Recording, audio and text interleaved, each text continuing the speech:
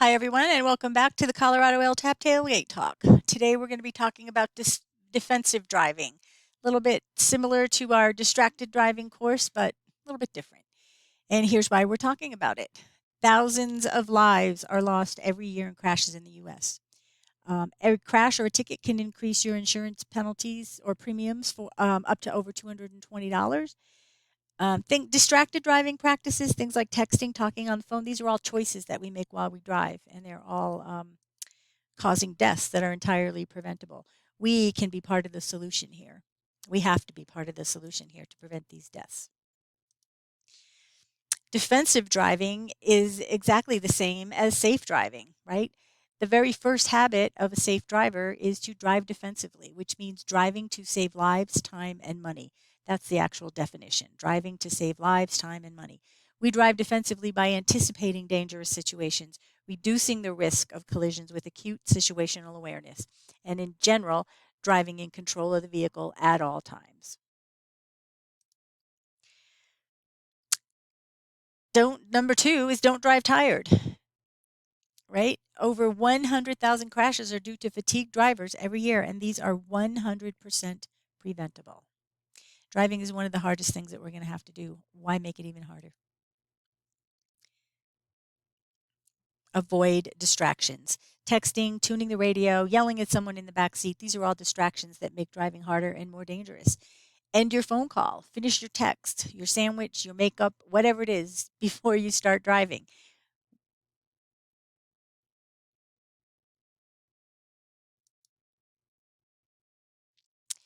Use your turn signals, right? Don't we all notice when someone else forgets to use their turn signal? But in reality, most of us forget occasionally also. I know I do. The result is over 2 million crashes per year, and some of those resulting in death or life changing injuries. All of those deaths and injuries are entirely preventable. Drive slower. We can all slow down. None of us is, and the thing that gets me is like when I go to work in the morning, everyone's in such a rush. They're all going to work too. Since when is everyone in such a hurry to get to work?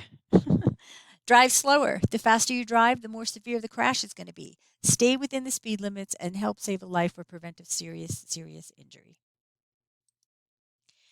Oh, here's a good one too. Driving in bad weather. The best strategy for driving in bad weather is don't. Many of you don't have a choice. If that's the case, contact the LTAP Center for Winter Maintenance Classes, and Heather and Katie will get it to you and your crews. But until then, when the weather's bad, drive slow. Be extra cautious and extra situationally aware, right? Watch for other vehicles and roadside structures and maintain a safe distance from any other vehicles. No one wants to find themselves in this situation right here. This is the worst conditions for driving. Nobody wants to be out there doing that. Avoid driving too close to tractor trailers. They have large blind spots on both sides and behind. Keep at least 2 car lengths on a good day, but increase it to 4 or more in bad weather for a better stopping distance. Always wear your seatbelt. This is number 8. When people die in a crash, it's often because they don't remain in the vehicle or were injured when they were thrown out of the vehicle. 3 types of impacts happen in a crash. First of all, the car hitting whatever it is, like, for example, the car hitting a tree or something. You inside your car crashing around, hitting the steering wheel, the dashboard, whatever all is inside of the car. And then on top of that is your organs inside of your body hitting against each other and your skeleton, causing all kinds of internal damage. Add a ride through the air, and and a hard hit on the ground because you didn't have your seatbelt on, and your chances of dying are increased significantly. Do any of these things? Look at the reasons why people didn't want to use their seatbelt. It was a short ride, or just a Lyft or a taxi ride, or something like that. It was too inconvenient or uncomfortable. They forgot, right? There's no law makes them do it.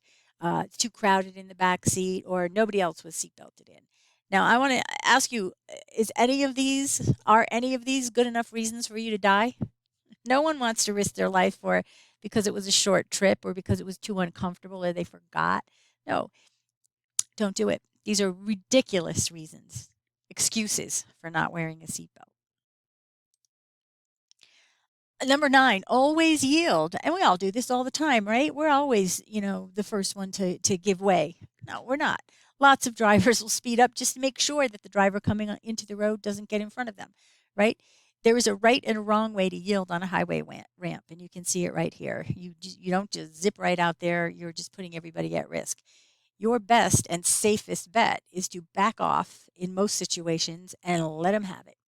Let them have the road. Let them do whatever they want. It's just not worth it. And all you're going to gain is a few feet, a minute or less, maybe a couple seconds. It's not worth it.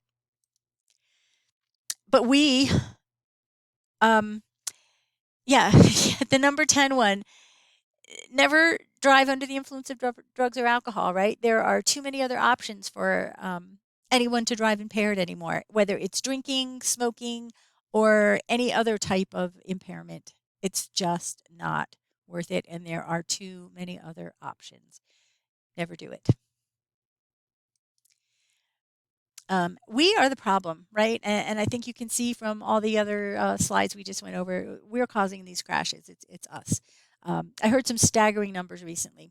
We spend roughly $2 billion a year to maintain this highway system that we're all used to driving on and that we all depend on to get from point A to point B every day. $200 billion a year to maintain it. But this same system is where over $1.2 trillion are lost due to deaths and damages each year. So, yeah, we are the problem. What can be done? If you're an employee, change your attitude about driving. Bring the message home. We need to lead by example. We need to vilify distracted driving, just like drinking and driving. If you are an employer, change the way you think about contacting your employees, right? You're the leader and you are the solution. Make the message part of your everyday experience and don't accept poor driving habits from others or from your crew. Definitely be the example. The responsibility for safe driving is on all of us. So, key points today: most crashes, almost every crash is 100% preventable. Defensive driving requires acute situational awareness. That's just being aware of everything that's happening around you, whether it's the other cars that are on the road, the changing weather conditions, whatever it is. Being courteous and not in a hurry can prevent untold deaths and injuries. And really, that's what it comes down to at the end of the day, is just being respectful and courteous of the other drivers out there. We're all just trying to get someplace, most of us getting to work, but be courteous and don't be in a hurry, and we can save a lot of lives. The information today came from the National Highway Transportation Safety Administration at nhtsa.gov, the CDC, and from the National Safety Council. Thank you for attending the Colorado LTAP Tailgate Talk today. I hope you found the defensive driving safety topic helpful and that you will incorporate it into your safety routine. We are the problem here, and we also are the solution. Put your devices away, drive like your life depends on it. Thank you. Stay safe.